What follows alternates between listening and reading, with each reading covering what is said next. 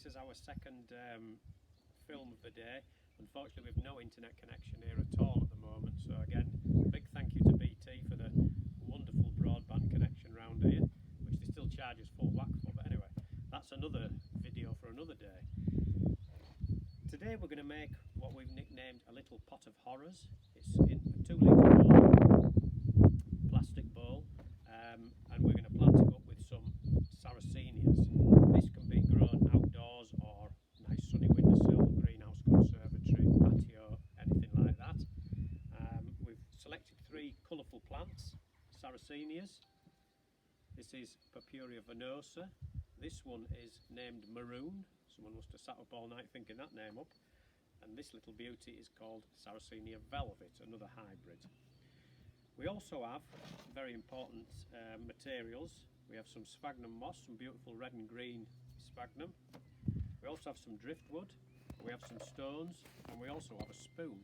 Now this isn't a cooking show, as you'll discover. I only use the spoon to dig holes with. So, the pot is filled with carnivorous plant compost. It's a mixture of Irish moss peat and perlite. We also have peat-free mixes if you don't like using peat. All listed on our website. Now, here we go, the first hole. Now, as any good designer knows, your tall plant's at the back. So the tallest of them all, it doesn't look that tall at the moment, but this one is going to be the tallest of the 3. That's velvet. So we gently ease it out of its pot. Very shallow roots still, it's a young plant. It was going to Chelsea as a plug plant, but obviously it's staying at home for the moment unless someone wants to buy it online, of course. So there's velvet, that's going to be the tall one at the back. Our second hole is for Sarracenia Purpurea venosa, a nice chunky one. That can go to the front. This again was a plug from last year, but it's now a nice little plant. Good colours, as you can see. And the third one is Maroon, as I say. A lot of thought gone into the name. It does go much more dark than this. In fact, it goes a real nice dark maroon colour, as the name suggests. So in goes Maroon. Firm them all in. Now, as it's a little pot of horrors, we want to decorate it as well. This is where the sphagnum moss and the driftwood comes in handy. So the driftwood you can just pop in.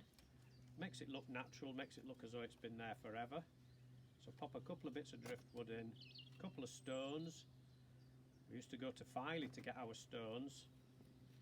Obviously that's not doable at the moment either, but hopefully it won't be too long before we can take young Billy. Look at him here, fast asleep. He's going to have some factor 50 on him soon. This dog will insist on lying in the full sun. Anyway, then the sphagnum comes in handy. Now this is beautiful stuff. We grow it under our benches. Look at that, if you can get a close-up of that. Beautiful red colour, look. And sphagnum is super stuff, it holds its own moisture. Look at that, so it's like a sponge. This is what a lot of our native carnivorous plants grow in sphagnum bogs and on sphagnum islands. I've seen carnivorous sarracenias even growing on moorland in this country, in floating bogs of this stuff. It's really easy to grow. We grow it under our benches. So out of full direct sunshine. Oh, there's a wasp after me there. So this just gives it a real natural look. It looks as though it's been there forever. So you can just keep filling all the gaps with moss. This also holds the moisture in, so you're not having to water as much. However, this particular array comes with its own saucer. So you have a saucer as well for if it's dry. Then you can give stuff a drink and the saucer can sit full of water as well.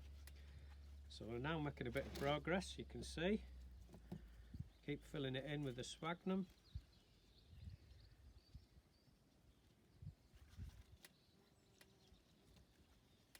As you can see, the sun's out again now, so it's warmed up a little bit. Still no sign of rain here, mind. It's been the best part of 2 months and we haven't had a drop. But it is a dry part of the country.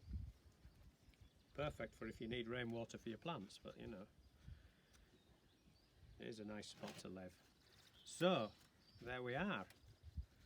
Driftwood, stones, 3 beautiful plants, and there you have a little pot of horrors. Ta-da! 25 quid and it's yours. Right, we also have a saucer, as I say. Here's the sauce. So it comes with its own dish. Keep filling up from the base, wait till it's soaking wet. And, as all good Blue Peter films go, here's one we made earlier. This was one we made at a talk last year. So there you go, that concludes our demo. Hope you enjoyed it. See you tomorrow when we're planting up a Belfast sink.